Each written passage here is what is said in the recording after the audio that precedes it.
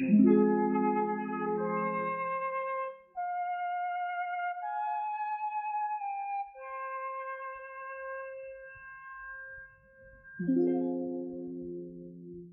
cold mist hovered over the Roman camp near York when the soldiers proclaimed Constantine as emperor in 3 AD. He was only 32, tall and confident, with eyes that seemed to carry the weight of centuries. His father, Constantius Chlorus, had just died, and the army, loyal to the family, raised Constantine on their shields.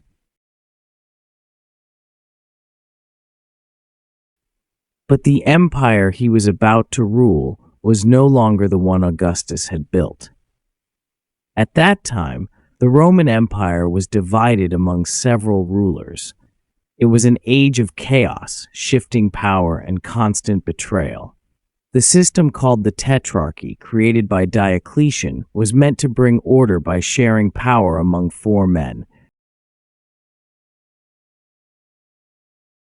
But instead of peace, it brought rivalry. Constantine's rivals were many, including Maxentius in Rome and Licinius in the east. To survive, he needed more than strength. He needed a vision. Constantine moved quickly. First, he marched through Gaul, gathering loyalty from governors and soldiers. His leadership was magnetic, and many admired his discipline and clarity. The West, he believed, could be his, but Maxentius held Italy and Rome. In 312 AD, Constantine began his legendary campaign toward the Eternal City. As his army approached the Tiber River, a strange event occurred. According to ancient sources, Constantine had a vision.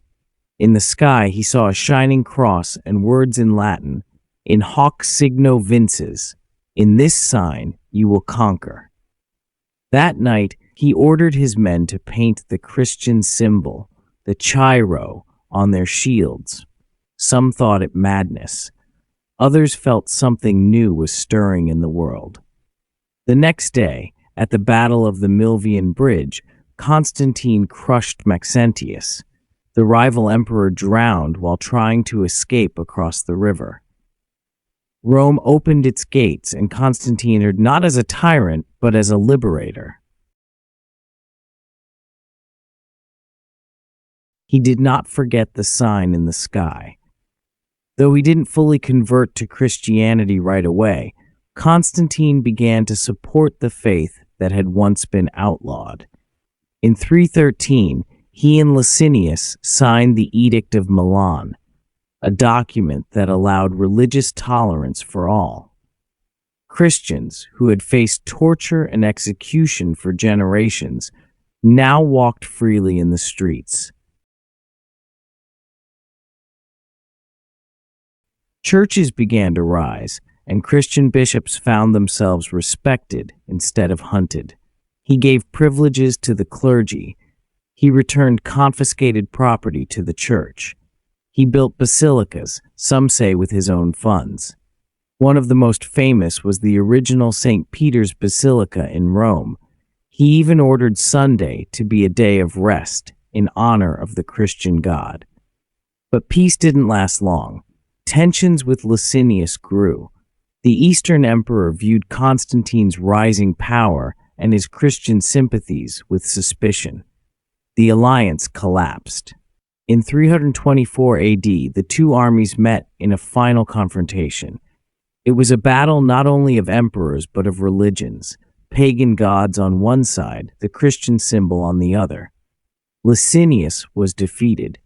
Constantine now ruled a united empire. Then he did something no emperor had done before. He chose to build a new capital, not in Rome, but in the east. On the site of ancient Byzantium, he founded Constantinople, a city that would stand for more than 1,000 years. He called it New Rome, but it was clear that this was something different, a Christian city for a new kind of empire. With walls, aqueducts, palaces, and forums, It shone as the jewel of the East. While Constantine reigned, Christianity transformed from a persecuted sect into a powerful institution. The emperor summoned bishops to Nicaea in 325 to settle disputes about the nature of Christ. It was the first ecumenical council. Men who had once hidden in catacombs now debated theology under imperial protection. Constantine did not interfere directly in theology, but he understood the power of unity. He wanted the church to reflect the empire, strong, central, and unshaken. The Nicene Creed, born from that council, would shape Christian doctrine for centuries, but not all was light.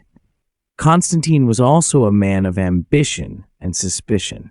He had his eldest son Crispus executed under mysterious circumstances. Some say Crispus was too popular. Others whisper of jealousy or a dark court intrigue involving Constantine's wife Fausta.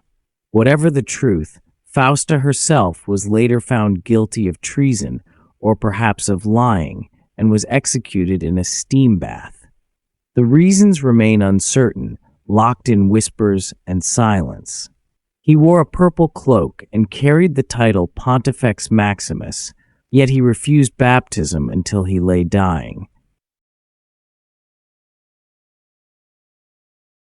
Some said he waited to wash away a lifetime of sins in a single moment. Others believed he had never truly been one of them. Even so, he was baptized by a Christian bishop, perhaps Eusebius of Nicomedia, shortly before his death in 337 AD.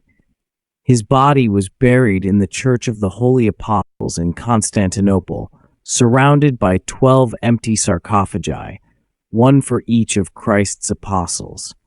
In the center stood Constantine himself, as if he had joined them in eternity. Enjoyed the story? Support the channel. Buy me a coffee.